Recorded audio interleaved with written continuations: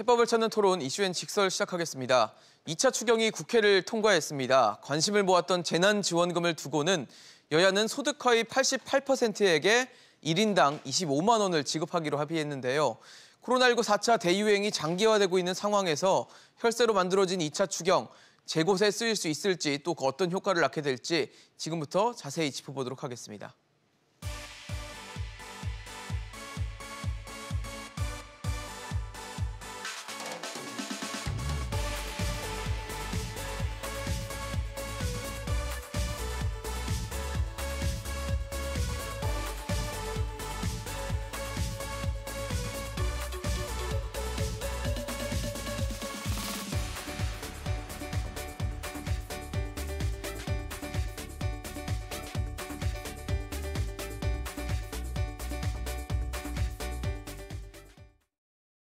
네, 오늘 함께해 주실 세 분 소개하겠습니다. 숙명여대 신세돈 명예교수, 사회연대포럼 정용건 대표, 한국보건사회연구원 최현수 정책연구실장 나오셨습니다. 어서 오십시오. 네, 안녕하십니까. 네, 2차 추경이 통과가 되면서 재난지원금의 지급 대상도 확정이 됐습니다. 재난지원금은 국민 88%에게 1인당 25만 원씩 지급될 예정인데 사실 당초 저희가 많이 거론했던 숫자들이 이제 80% 아니면 90% 또는 전 국민인 100%까지는 좀 거론을 했었는데 결과론적으로는 88이라는 숫자가 나오다 보니까 이게 어떻게 나온 건지에 대한 근본적인 의문이 좀 들더라고요. 왜 88%냐, 예. 그 정확한 내용은 알 수가 없는데 저는 확실한 거는 88%가 정확하게 88%는 아닐 수 있다. 어떤 의미이실까요? 그러니까 원래 정부는 80%였잖아요. 네네. 근데 이제 자꾸 이제 그 집권당에서 좀 느려라라고 하니까 좀 발을 빼면서 그러면 예를 들면 맞벌이, 호벌이 예? 이렇게 해서 이제 대상을 조금 늘렸잖아요. 예. 예를 들면 맞벌이 가구 같은 경우에는 한 사람을 더 버는 소득으로 올려주겠다라고 그렇죠. 하는 것. 네. 이렇게 하다 보니까 그게 대충 정부 추산에는 178만 가구 되니까 그거를 하다 보니까 88%가 나온 거지. 오늘 오전에 발표가 되겠지만 88%가 저는 고정된 숫자는 아니라고 보고요. 예를 들면 집이 예를 들면은 공시지가 얼마 15억이든가요? 예. 시가 21억 넘으면 빼고, 네네. 그다음에 금융소득이 있으면 빼고. 네. 근데 그 금액도 얼마가 될지 아직 나오진 않았지만 그렇게 이것 빼고 저것 빼고 하다 보면은 실제로는 88%라고 하지만 실제로 받는 사람의 숫자는 그보다도 상당히 적을 수 있다. 저는 그래서 88%라는 게 헌법 1조 1항은 아니다. 그러니까 변동 가능한 거고 저는 훨씬 더 88%보다 적은 숫자가 혜택을 받을 거다고 생각해요. 그럼에도 80%에서 88% 사이에 어딘가가 되겠죠? 그거는 아직 열어봐야 알겠지만 예. 저는 중요한 것은 대부분의 사람들이 내가 해당이 되는지 안 되는지를 아직까지도 모른다는 이야기고요. 예. 그다음에 오전에 정부가 발표하잖아요. 그 기준에 의하더라도 내가 받는지 안 받는지를 모르는 사람이 저는 전 국민의 최소한 10%는 넘을 거라고 보고요. 그리고 정부 당국에서도 이 상생 재난 국민 지원금 수의 국민 숫자가 정확하게 몇 프로가 되는지는 정부도 모른다고 생각합니다. 왜냐하면 알면은 처음부터 이렇게 갈팡질팡 안 했을 거거든요. 네네. 저는 그래서 계속해서 정부는 이게 구름 잡는 소리를 하는데 대충 한 80% 정도 조금 넘는 선에서 지급이 되지 않겠는가 하지만 많은 국민들은 나 받는 거야 안 받는 거야 그리고 상당 부분은 받을 줄 알았는데 못 받는 사람이 많이 생길 거고 그다음에 나는 안 받을 줄 알았는데 받네 이런 굉장히 혼란스러운 상태가 저는 진행될 가능성이 크다고 봅니다. 사실 숫자적으로 봤을 때는 87.8이라는 숫자이겠지만 참 좀 대충이라는 단어가 좀 어울리는 결과물이 아닌가라는 생각이 좀 들 정도로 안타깝습니다. 좀. 그렇습니다. 초기 이제 당정 협의했을 때 그때 이제 소득 하위 80%에 대해서 지급한다고 이제 당정 협의해가지고 갔었는데 그 논란을 두고 80% 경계선의 문제, 네. 그다음에 소득 하위 80%가 뭐냐 이런 논란이 있고 이제 국회 내에서 여당이 논의하는 과정에서는 전 국민 지급해야 된다. 네. 이런 논의했었죠. 그리고 우리 기억에 생생한 게 이제 여야 대표들이 송영길, 이준석 대표가 만나가지고 전 국민 100% 지급하기로 합의했습니다. 네. 그러고 나서 또 이제 야당 내에서 뭐 반발이 있기 시작하면서 이건 또 물거품이 되면서 결국 국회에서 지난주 금요일 날 뭐 오후부터 이제 급속하게 논의하는 과정에서 1인 가구에 은퇴한 이 노인 가구가 많은데 이 부분과 관련해서 3,900만 원 정도 되면 너무 낮다고 본다. 네. 그래서 5천만 원으로 1인 가구의 기준이 5천만 원입니다. 그래서 1인 가구 소득이 5천만 원 되는 이하는 다 지급하기로 하면서 그때 늘어난 게 107만 가구 정도 됩니다. 그리고 뭐 추가해서 일부 늘고 이러면서 전체적으로 보면은 88% 올라오고 있고 그러니까 뭐 모양산이는 뭐 전 국민적 합의나 동의는 구하지를 못했지만 모양은 80% 가져가서 한 10% 늘려가지고 80% 정도 88% 됐으니까는 뭐 정치적 뭐 담합의 수준으로는 됐지만 이제 이 지급 시기 그다음 지급 시점에 가서는 대단한 혼란이 있을 수밖에 없지 않나 이런 판단을 들고 있습니다. 사실 두 분이 말씀해 주셨지만 내가 받을 수 있는가를 확신할 수 있는 분들은 생각보다 많지 않을 수 있겠다라는 생각이 드는 게 지금 88이라는 숫자를 내걸었지만 앞서 말씀 주신 것처럼 뭐 금융소득이라든지 자산에 대한 또 배제 가능성을 지금 열어놓은 상태이기 때문에 결국 빠지면은 나는 될까에 대해서 확신을 할 수 있을까라는 생각이 좀 듭니다. 뭐 사실 이번 정책은 저희 같이 이제 정책을 연구하고 설계하는 사람 입장에서 보면 과학적이지도 않고 논리도 없고 그냥 정치적으로는 절충하고 지난 몇 주 동안 사실은 언론에 나왔던 청년 1인 가구 사례라든지 맞벌이 가구 사례라든지 이제 이런 것들에만 집중해서 단순하게 이제 선정 기준만 좀 그 뭐 맞벌이의 경우에는 가구 원수에다 1인 추가하는 방식이고 그리고 청년 같은 경우에는 5천만 원으로 갑자기 이제 1인 가구 기준을 올렸는데 이 5천만 원이라는 기준은 지금 정부가 적용하겠다고 했던 기준 중위 소득 가지고도 왜 5천만 원인지 설명이 안 되는 수준이고요. 그냥 짐작컨대는 아마 그동안에 논란이 됐던 뭐 예를 들면 대기업이나 공기업에 입사한 청년들이 이제 연봉이 좀 뭐 어느 정도 된다 하면은 못 받는다. 자산은 하나도 없는데 이제 그런 논의들이 이제 자꾸 나오다 보니까 아마 그냥 적당하게 5천만 원 하면 되지 않을까라는 수준으로 정한 것 같습니다. 근데 뭐 예를 들어서 정책이 좀 그 합리적인 근거를 가지고 마련이 되려고 한다면 맞벌이 가구는 왜 1인 가구 원수에다 1인을 더해줘야 되는지 그다음에 청년 1인 가구는 5천만 원이 아니라 뭐 통계청이 엄연하게 그 산출하고 있는 가계금융복지조사의 중위소득을 적용한다면 1인 가구는 예를 들어서 중위소득이 한 3천만 원 정도 되거든요. 그러면 지금 기존에 적용하려고 했던 중위소득의 180% 정도라면 뭐 그렇기 때문에 5,400만 원이다. 아니면 청년이나 한부모 가구는 사실은 그 맞벌이라는 개념이 적용될 수 없기 때문에 그 가구원 중에 누군가 경제활동을 하고 있다면 맞벌이 가구와 동일하게 그 선정 기준을 뭐 1인 추가해서 적용한다든가 뭐 이런 좀 논리적인 설명이 가능해야 되는데 그런 부분이 없고요. 또 한 가지 중요한 문제는 당초에 이 긴급재난지원이 하위 80이냐 뭐 90이냐 이게 중요한 문제가 아니라 어쨌든 전국민 보편 지원을 하고 추후에 선별 환수하자라고 제안했던 이유는 건강보험료를 적용하는 데서 비롯되는 여러 가지 논란 때문에 그렇거든요. 근데 그 문제는 지난 2, 3주 동안 그렇게 논란이 됐는데 전혀 그 문제에 대한 해결 방법이라든지 이런 건 없이 그냥 맞벌이는 기준을 좀 높여주겠다, 1인 가구는 기준을 높여주겠다. 이렇게 했더니 한 8% 정도 늘어날 것 같으니까 하위 80%다, 88%다. 이제 그냥 그렇게 된 겁니다. 실질적으로 이제 건강보험료 적용의 문제는 여전히 남아 있고요. 말씀하신 것처럼 운 좋게 적용받는 사례도 있을 수 있고요. 아주 억울하게 못 받는 사례들이 굉장히 많이 이제 더 심각하게 나타날 거기 때문에 이제 이 문제에 대해서 뭐 오늘 뭐 어떤 내용으로 발표가 될지 모르지만 형평성 논란이 끊임없이 이어질 거라고 보이고요. 또 아주 기초적인 거 한 가지만 지적을 해보면 정부가 지금 그 국회에 확정된 안에 보면 2,030만 가구 정도가 받게 될 거다. 그리고 이게 88% 가까이 된다라고 발표를 했는데 이게 사실 우리나라는 가구 개념하고 주민등록 세대 개념이 굉장히 혼재되어 있는 나라거든요.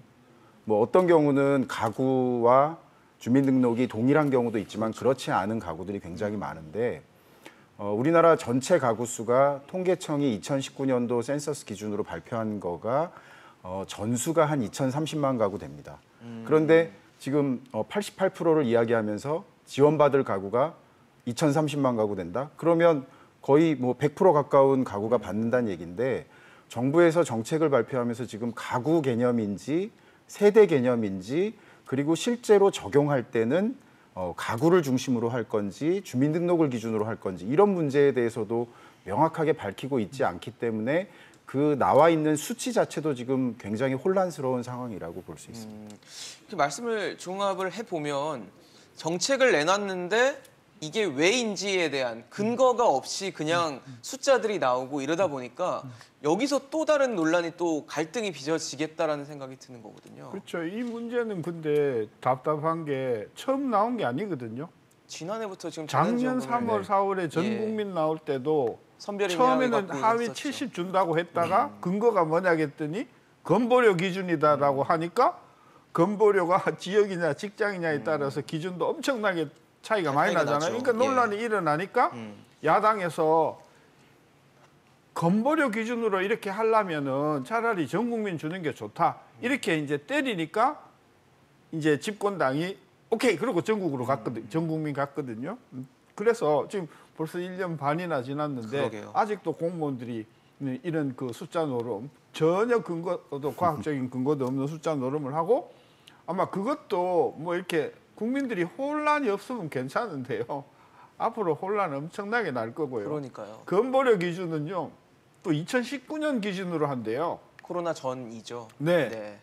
근데 지금 2020년, 2021년 1년 반 사이에 대한민국의 천지가 개벽이 되어버렸는데 특히 그죠? 네. 사업자들 같은 그렇겠죠. 경우에는 저는 그래서 아마 이거 오늘 발표하고 나면 정말 엄청난 저는 혼란이 올 것이라고 보고요. 네.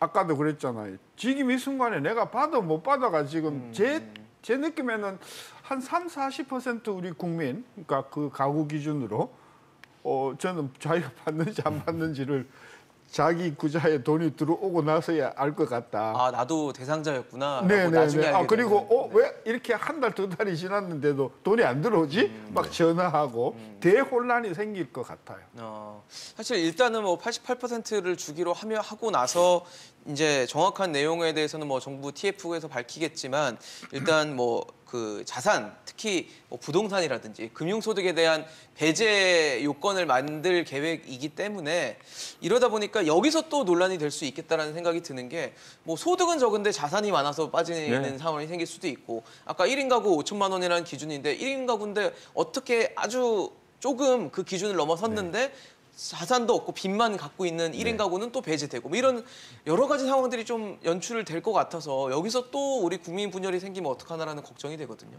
뭐 정부가 일단은 분열을 자초하고 있다 이렇게 설명하고 있고 저 표대로 지금 보시더라 해도 예를 들어서 집이 아파트가 20억 그다음에 은행에 예금이 한 10억 정도 있으면은 재난지원금을 받도록 되어 있습니다.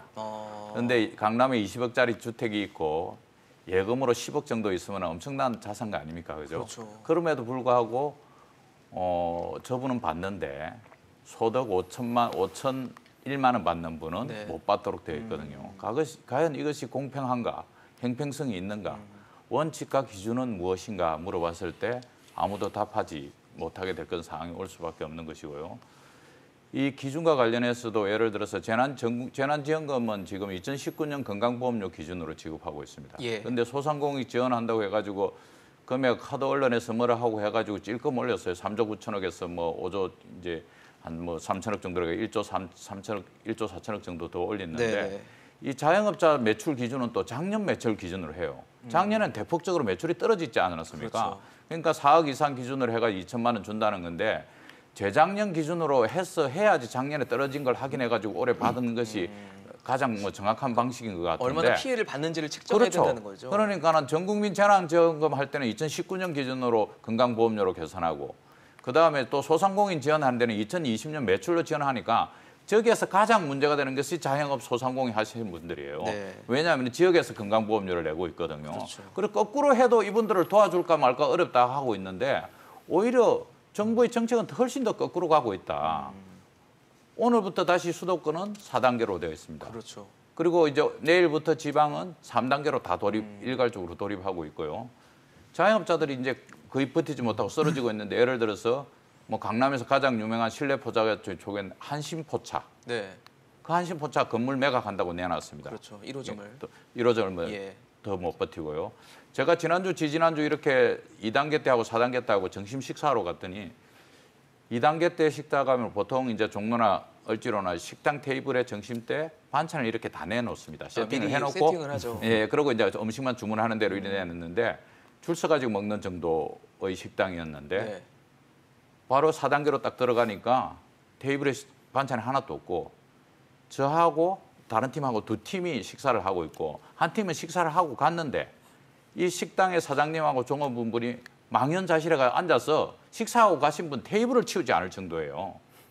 새로 와야 그 테이블에 또 그렇죠. 새로 올 사람 대비해서 얼른 치워야지 점심 때는 오지 않는다는 거죠. 해야 되는데 예. 두 테이블로 있고 다른 데 텅 비어 있고 이러니까 망연자실해 가지고 테이블 치우실 생각 안 할 정도로 자영업은 얼어붙고 급속한 터널로 들어가고 있는 게 현실인데 자영업과 관련해서 이렇게 해도 되는 것인지 정말 물을 수밖에 없고 이제 돈이 지급되기 시작하면 네. 훨씬 더 그런 것과 관련된 강한 요구들이 생길 수밖에 없을 것이다 이렇게 보고 있습니다.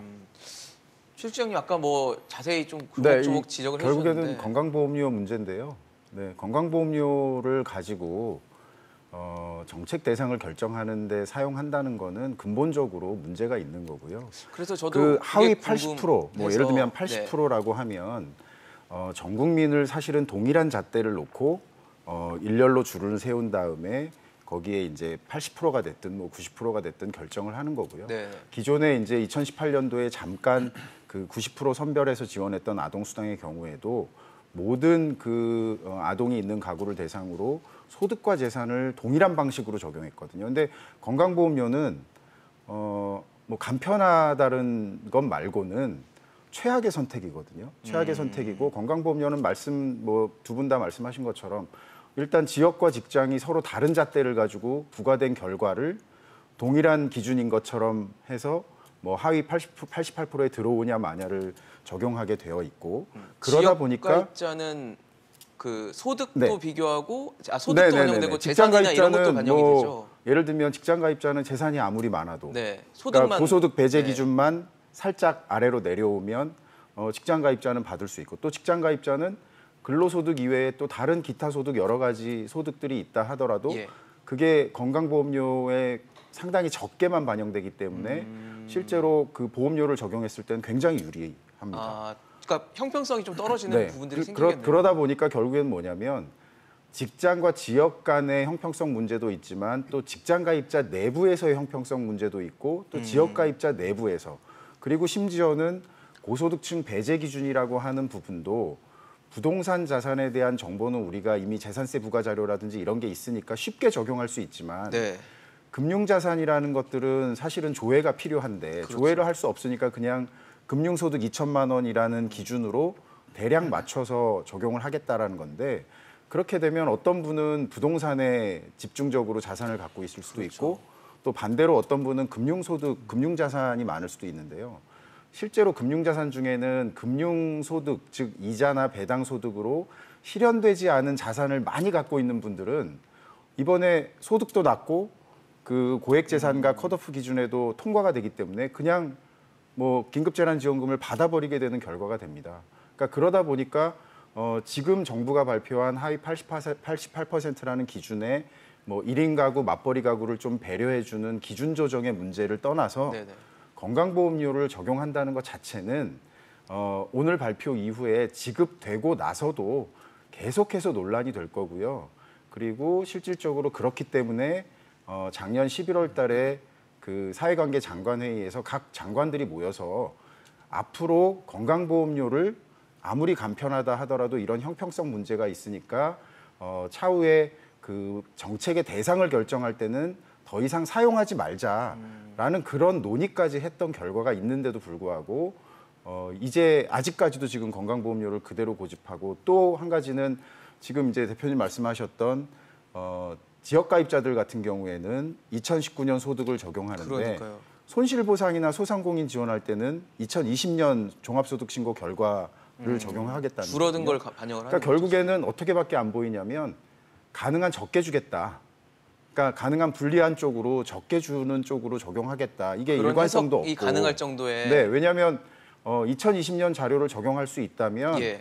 건강보험료를 적용할 게 아니라 그 정보를 적용해서라도 그냥 기존의 건강보험료 값이 아니라 재산정을 한다든가 뭐 이런 어떤 개선의 노력을 좀 보여서 그동안의 그 소득 자료나 재산 자료가 가지는 그런 한계의 문제를 좀 개선하는 내용이라도 좀 같이 들어가 있어야 되는데 그런 부분 없이 그냥 6월 달 건강보험료를 적용하겠다.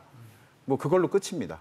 네. 그러니까 국민들이 생각할 때는 받을지 못 받을지도 모르지만 나중에 실제 못 받는 경우가 생기는 분들은 뭐 여러 가지 논란들이 생길 수밖에 그렇겠죠. 없고요. 또 그 민원이 다 어디로 가냐면 지금 코로나 때문에 현장에서 굉장히 고생하고 있는 주민센터 네. 쪽으로 민원들이 이제 가서 쏠리겠죠. 이야기하거나 아니면 작년에도 우리가 경험했지만 건강보험료 관련된 민원 때문에 건강보험 콜센터 쪽으로 굉장한 민원이 집중될 거거든요. 근데 지금 건강보험 콜센터는 어떤 상황이냐면 건강보험 콜센터의 직원분들의 정규직화 문제라든지 이런 문제 때문에 굉장히 지금 내부적으로 어려운 갈등이, 일들을 예. 겪고 계신데 거기에 지금 이제 긴급재난지원과 관련된 건강보험료에 대한 민원까지도 막 쏟아질 수밖에 없는 그렇네요. 상황이라고 볼 수 있습니다.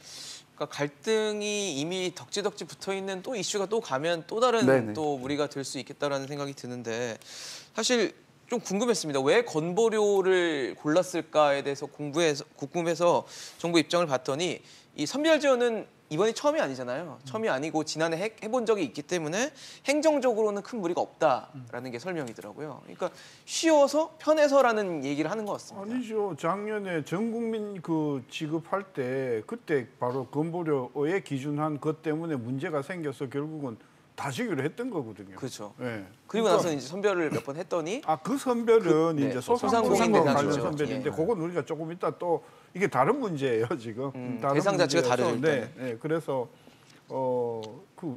왜 이게 기재부가 자꾸 이런 식으로 하느냐 하는 건데 잘 모르겠는데 기본적으로 기재부는 뭐 좀 더 넓게 말하면 정부는 안 주고 싶은 거예요. 돈을 못 쓰겠다는 거죠. 쓰면 가장 최소한으로 쓰겠다는 이런 인색한 그 마인드를 갖고 있는 거고요. 저는 더 화가 나는 게 뭐냐면 청와대가 뭐 하는 거냐는 거예요, 도대체. 청와대가 국정에 그야말로 조정자 역할을 했는데 아무리 김상조가 그 사이에 바뀌었다고 하지만 작년에 그렇게 그 문제를 겪고 나서 네. 이 건강보험료는 이거 하면 나중에 문제가 더 생기는구나 하는 걸 알면 청와대에서 교통정리해서 야 시끄러워 장인같이 해서 전 국민을 주든지 그죠? 근데 이게 이제 그래서 물론 뭐 지금 언론에서는 홍남기의 뚝심이 통했다라고 뭐 그렇게 평가를 하던데 저는 뚝심 아니라고 봅니다. 그러니까 전형적인 관료주의들 자기 돈도 아니면서 자기는 세금도 별로 안 내면서 이 국난과 같이 어려운 시절에 그렇죠? 예, 저는 돈을 인색하게 쓴다는 그런 비판을 그 문제가 더 심각한 게 전 국민이 아니고요. 네. 이게 지금 소상공인이 지금 이 문제가 지금 제 내용을 들여다 보니까 지금 웃기지도 않는 일들이 되게 많아요. 그래서 정부 정책과 행정의 실패고 최종 책임은 청와대에 있다. 청와대가 도대체 이거 처음 겪는 것도 아닌데 네. 계속해서 갈팡질팡하는 것은 모든 덤터기를 홍남기한테 덮어 씌우려고 하는 거라고 보고요. 한마디 정치적인 언급을 하면 이렇게 해서 이제 오늘 뭐 발표가 돼서 대상자가 내부적으로 이제 발표가 되면 굉장한 혼란이 올 것이고요. 이것은 저는 내년에 있을 선거에서 굉장히 부정적인 영향을 계속해서 미칠 것이다라고 보기 때문에 정말 집권 여당이 승리하고 싶으면 저는 굉장히 신중하게 저는 획기적인 어떤 정책 변화가 있어야 된다.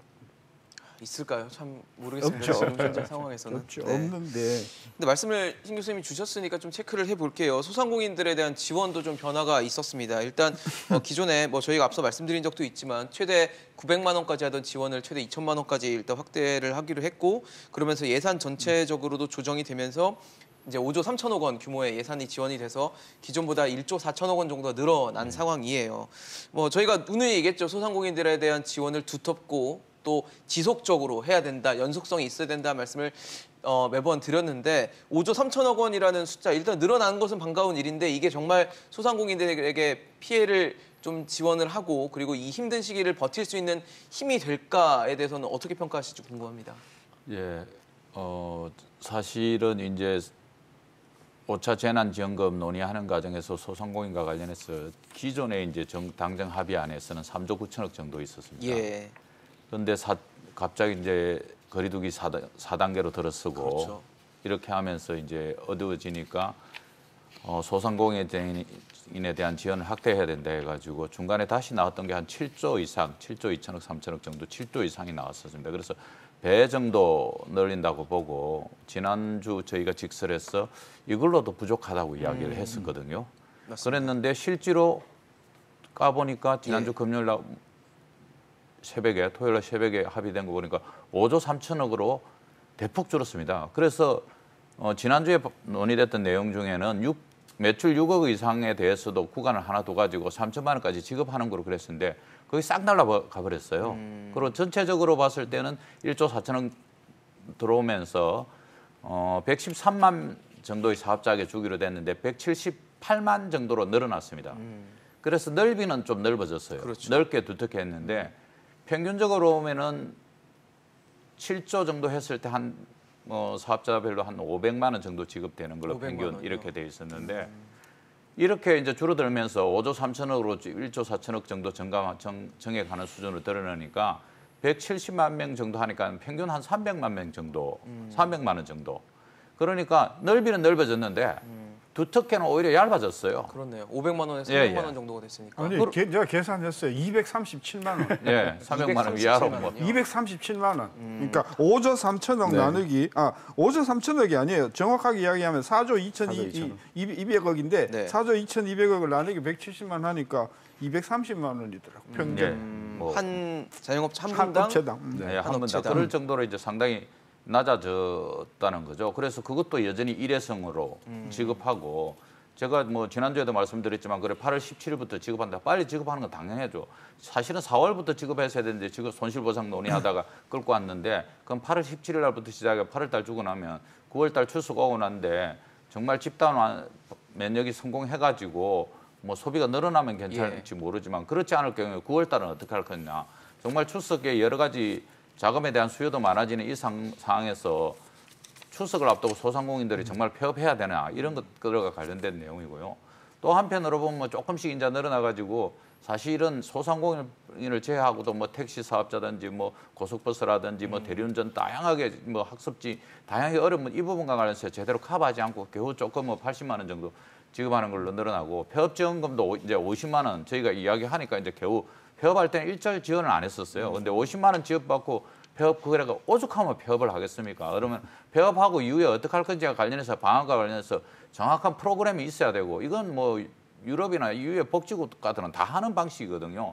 폐업하는 사람들이 제일 어려울 거 아닙니까? 그렇죠. 조금이라도 유지할 수 있는 사람들을 유지해 나가는 것인데 그렇게도 하고 있는데도 지금 사실은 소상공인 자영업자들 57%가 폐업을 갖다 심각하게 고민한 상황인데도 달랑 50만 원 지원해 주겠다. 그래놓고 9월 소상공인들한테 두텁게 넓게 두텁고 폭넓다는 단어가 과연 어울리는 것인지에 대해서는 지금 뭐 말씀을 못하실 정도로 좀 답답함을 표출해 주셨는데 실장님 어떨까요? 참. 사실은 이번에 마지막 그 추경안 뭐 당정 합의 내지는 여야 합의 내용은 결국에는 뭐 앞서 말씀하신 것처럼 홍남기 부총리의 뚝심 뭐 그 사이에 그 동안에는 뭐 홍두삼위 내지는 네. 뭐 비판들이 홍백기 있었죠. 뭐 여러 가지 이야기가 있었는데 이번에는 뭐 홍결기 뭐 이런 이야기도 나오더라고요. 근데 결국에는 예를 들면 지금 캐시백 같은 경우에도 전면 폐지에 대한 이야기가 나왔었고요. 네. 그다음에 그 전국민 재난지원금도 뭐 여야 합의를 통해서 어쨌든 추진하겠다라고 당론으로도 결정을 했었고 또 소상공인 지원 같은 경우에는 심지어 그 산자위에서 거의 2배 이상 증액하는 걸로 합의가 됐던 걸로 제가 알고 있는데요. 그 내용들이 결국에는 어느 하나도 지금 그 여당 쪽에서 그 뭐 주고받으면서 합의가 된 것도 아니고 그냥 홍남기 부총리가 원하는 방향대로. 근데 결국에는 뭐냐면 그 홍남기 부총리가 긴급재난지원금 아까 말씀드렸던 그거를 조금 늘려주면서 거기에 담았던 꼼수 그리고 또 뭐 사의 표명하고 뭐 이러면서 했던 헐리우드 액션 이거에 정책적으로 지금 그 리드를 해야 되는 여당이나 아니면 청와대가 뭐 전혀 그거를 이겨낼 생각이 없다, 이겨낼 능력도 없는 것 같다라는 생각이 들었고요. 특히나 이 소상공인 지원은 지금 앞서서 두 분께서 말씀해 주신 것처럼 규모가 예상했던 것보다 많이 늘지 않은 것도 있지만 애초에 문제가 제기됐던 부분, 즉 이제 건강보험료 쓰는 것처럼 전국민 재난지원에서 건강보험료 문제처럼 소상공인 지원에서는 작년도 매출을 기준으로 뭐 8천만 원, 2억, 4억 이렇게 구간을 나눠서 오히려 매출이 많은 구간에 있는 분들한테 뭐 최대 2천만 원까지 주는 그런 방식으로 설계가 됐던 것 자체가 문제가 있다라고 지적이 됐었거든요. 왜냐하면 지금 피해를 어느 정도 입었는지 뭐 이런 것들이 아니라 그냥 작년에 매출이 컸던 분들한테 오히려 최대 금액을 주고 또 최대 금액 받는 경우도 저희가 예전에도 한번 논의가 됐지만 아주 극소수에 불과한데 마치 이게 뭐 2천만 원까지 확대되는 게 굉장히 많이 혜택이 적용되는 것처럼 이야기하지만 실질적으로는 말씀하셨던 것처럼 평균적으로 굉장히 낮은 수준에 불과하고 또 오히려 이제 매출이 작은 분들이 실질적으로 더 어려움을 많이 겪었을 수 있거든요.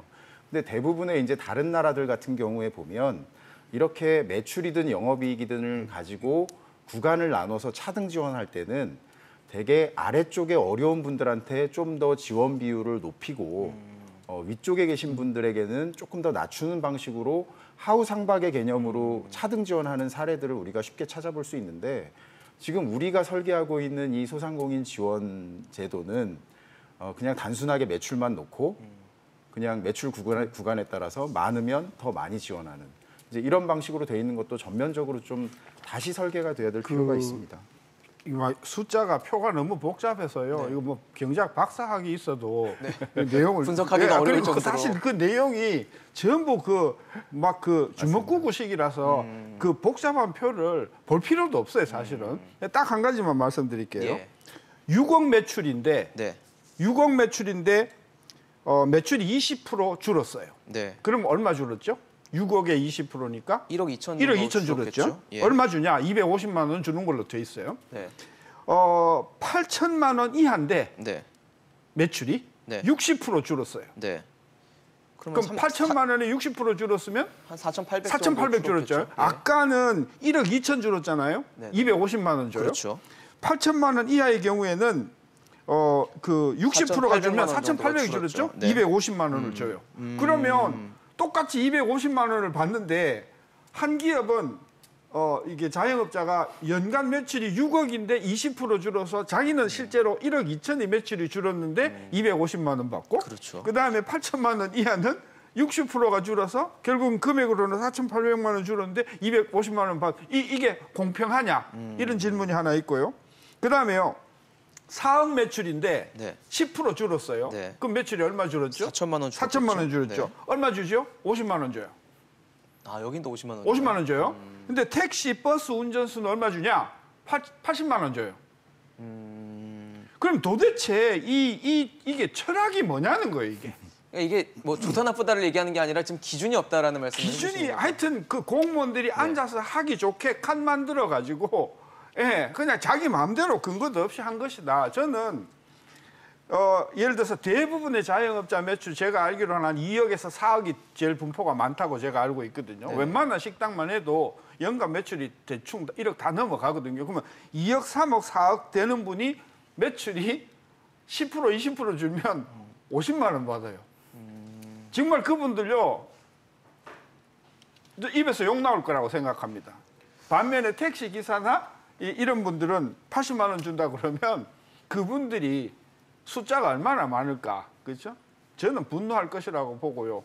아까 거기에 더해서 지금 기준을 작년도 기준으로 해버리면, 그죠? 작년도 기준으로 해버리면 작년보다 오히려 좀 매출이 좀 좋은 데가 더 많으니까 해당 사항 하나도 없는 기업들이 많이 나올 것이다. 2019년 기준으로 해야 되고요.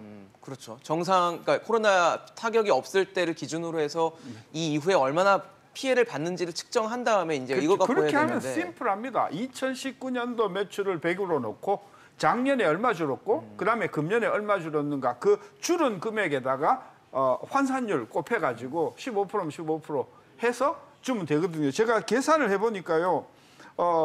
이번에 주는 돈이 얼마쯤 주는 거냐 해봤더니 손실의 1% 정도 되더라고요. 매출 1%요? 감소의 1%에서 2% 정도를 주는 걸로 제가 다 계산은 못했는데 그럼 뭐 8, 9% 정도는 소상공인에게 떠안기는 그 네가 상황이네요. 떠안을 그러니까 네. 결론적으로 뭐냐 껌값도 온 껌값도 아니야 이거는 4분의 1 껌값밖에 안 되는 거거든요. 저는 이 발표 확정되면은요 이제 소상공인들 한 500~600만 명 소상공인들은 정말 이 삼복더위에 몰라요. 아이스크림 들고 나올지는 몰라도 어쨌든 저는 분노할 것이다. 저는 정부 지금 각성해야 된다고 봐요. 소상공인들이 하는 얘기가 그렇잖아요. 정부의 방역 대책에 네? 우리가 따랐을 뿐이고 그래서 가게도 닫고 영업시간도 제한하고 사람도 받지 않고 했던 건데 이렇게 아까 뭐 1, 2%라 말씀을 주실 정도로 아주 미미한 뭐 보상이라 하기도 참 아쉬울 정도의 그런 숫자를 내밀다 보니까 소상공인들은 답답하겠어요. 그렇습니다. 7월 초에 전라도 강진, 해남, 예. 장흥 쪽에 물난리가 났습니다. 네. 그래서 지난주에 대통령께서 특별 재난 지역으로 선정했어요. 자연재해도 50%까지 국가가 보조를 해줍니다. 복구하는데. 그런데 국가가 행정명령으로 방역을 위해서 당신들이 희생해라고 했는데도 불구하고 설 추석에나 한 번씩 주는 이런 방식으로 그것도 찔끔 죽시는 방식으로 또 말은 잘합니다. 넓게 두텁게 예? 신속히 한 번 주고 기준도 부족하고 독일의 사례라든지 자 보십시오. IMF 외환위기가 오고 나서 공적 자금이라는 이야기 들어보셨죠, 그렇죠? 네. 그때 공적 자금이 168조가 들어갔습니다. 나라 돈이 투입이 됐죠. 네. 네. 168조의 기업과 금융기관에 168조의 돈이 투입됐는데 그 당시에 GDP가 542 정도 됐어요. 97년, 98년이. 지금 GDP가 1900조 아닙니까? 그렇죠. 그런데 겨우 이제 뭐 소상공인한테 5조 4천억 돈 지급하고 있어요. 그 공적 자금 50조를 아직 해소하지 못했어요, 정부가. 그런데 우리 경제의 허리, 고용의 저수지, GDP의 20%를 차지한 이 기업인들을 살리기 위해서 벼랑 끝에 노동시장에서 쫓겨나면 거의 자영업시장으로 넘어온 거 아닙니까? 네. 여기가 마지막 저수지고 여기가 지켜줘야 되는데 여기가 지금 뭐 저수지 바닥이 보이는데 불구하고 5조 3천억 돈 내면서 여야가 합의하고 홍남기는 재정 지켰다고 이야기하고 있고 IMF 때 그렇게 어렵더라도 168조를 했어요. 그때 금모으기 운동에 당연히 애들 이 가락지도 돌바지도 나왔지만은도 골드바도 내고 부자들도 다 냈어요. 재난지원금 그 캐시백 7천억 1조 천억 그거 합치면 그냥 전 국민 다 주면서 논란 없이 다음에 어려울 때 우리가 세금 더 내자. 우리가 더 소비 촉진시키자. 이렇게 이야기할 수 있었는데 소상공인 지원은 쥐꼬리만큼 주고 재난지원금 갈라서 주고 갈등을 만들고 원칙과 기준도 안 맞고 이 방식으로 언제까지 끌고 갈 것인지 사회적 거리두기로 더 터널에 들어와서 더 힘들지만 국가의 정책이 국민들한테 희망을 주고 더운 여름에 약간 소나기처럼 한 번이라도 그래도 시원하게 좀 해주는 거 이런 게 했어야 되는데 찾아보기가 힘들죠. 네. 참 근데 이렇게 지금 저희가 뭐 전 국민에게 주는 재난지원금, 전 국민은 아니지만 지금 88%지만 국민들에게 주는 지원금과 또 소상공인 지원을 얘기하는 와중에 전체적으로 추경 총액이 증가한 상황이지만 이 채무 상환하겠다는 2조 원은 고수가 됐습니다. 앞서 뭐 교수님께서 뚝심, 홍남기 부총리 뭐 뚝심이냐 그래서 관료주의의 딱 폐해다, 병폐다라고 얘기를 해주셨는데 2조 원 지금 갚아야 되는 겁니까 이거? 물론 급하죠. 근데 참 안타까운 그 이재원 의견들도 지금 있거든요. 지금 대표님 말씀하셨던 것처럼 지금 상황이 이 지경인데 예를 들어서 정부에서 좀 충분한 지원을 하는 걸로 내용이 구성이 됐다면 그리고 나서 2조 상환한다고 하면 누가 뭐라고 그러겠습니까? 근데 2조 상환해야 되는 거 고수할 때는 뭐 국제신용평가사라든지 이런 네. 쪽에서 이야기하는 것들 온갖 내용들 동원해가지고 지키기 위해서 노력하면서 지금 그 긴급재난지원금을 형평성 논란 없이 좀 신속하게 지원하자 또는 소상공인 지원이라든지 손실보상을 좀 더 진짜 두텁게 하자라는 거에 대해서는 정말 귀를 닫고 있는 거죠. 그러니까 사실은 뭐 이 2조 상환하는 문제는 저는 그냥 기재부의 의지 이외에는 뭐 별다르게 평가할 내용이 별로 없지 않나 싶고요. 이거 자영업자들 주면 안 돼요? 저는 그냥 지금 상황에서 이 2조를 상환해가지고 그 신용평가사로부터 칭찬받는 것보다 지금 2조라도 더 그 소상공인들 지원해서 예를 들어서 지금 앞서 말씀해 주신 것처럼 소상공인들이 무너지면 소상공인들뿐만 아니라 사실은 거기에 고용되어 있는 수많은 근로자들도 일자리를 잃게 되는 거고 이런 상황들이 계속돼서 오히려 코로나 이후에 회복할 수 있는 어떤 기반들이 사라지게 되면 아마 장기적으로 신용평가사에서 우리나라의 상황을 더 안 좋게 평가할 수도 있고 회복 가능성이 굉장히 낮다고 볼 수도 있거든요. 네.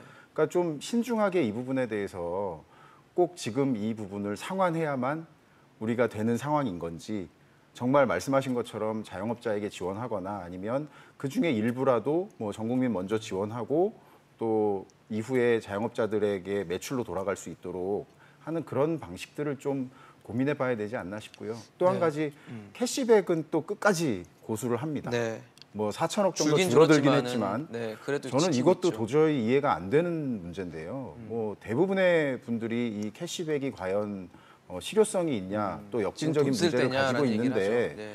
왜 이거를 고수해야 되냐라고 하는데 끊임없이 이 문제에 대해서는 양보를 하지 않습니다. 뭐 일각에서는 뭐 금융권에 진출해 있는 그 모피아 선배들과의 커넥션 때문이라고 이야기하는 그런 분들이 시각이 있을 있을 정도예요. 정도로 지금 네, 그러니까 그 이해가 가지 정도에 않는다는 지금 얘기신 7천억이라도 거죠. 지키겠다고 하고 있고 2조의 상환을 지키겠다고 하는데 지금 자영자들 당초에 그 국회 상임위에서 통과될 때 당초보다 한 2배 정도 늘어날 거라고 기대했던 부분에서 네. 사실은 2조 정도 줄어들었거든요. 네. 그러니까 오히려 지금 이 상환이 시급한 문제인지 한번 장기적으로 우리가 정말 이 소상공인들과 일자리를 지키면서 어떻게 회복할 수 있을지를 좀 다시 한번 검토해 주셨으면 좋겠습니다.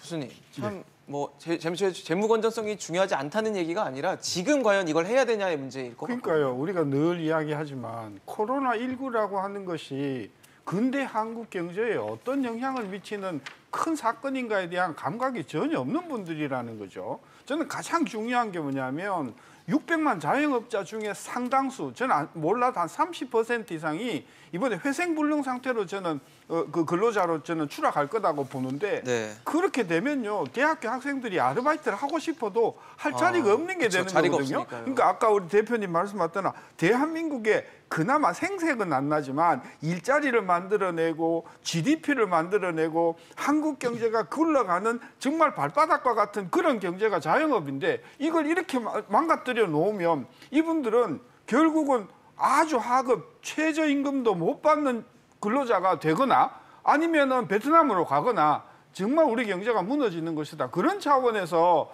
여태껏 정부가 나온 것 추경이나 재난지원금에 최소한 5배 이상은 쓸 생각을 하고 수습을 해야 된다는 이야기를 누차 강조를 했는데 계속 찔끔 아마 저는요 추석 지나면요 6차 재난지원금 또 이야기 나올 거라고 봅니다. 알겠습니다. 참 뭐 지금 저희가 누누이 말씀을 드렸지만 누구는 받고 누구는 받지 못하는 상황이 올 수도 있고 받으면서도 받은 티가 전혀 안 나는 지원금이 될 수도 있습니다. 나중에 이만큼 몇 조 풀었다 이런 얘기로 생색 내실 거면 지금부터 그 생각 좀 해보시는 게 좋을 것 같습니다. 오늘 신세동 교수, 정영권 대표, 최연수 연구실장과 함께했습니다. 이슈앤직설 오늘 준비한 소식은 여기까지입니다. 지금까지 시청해주신 여러분 고맙습니다.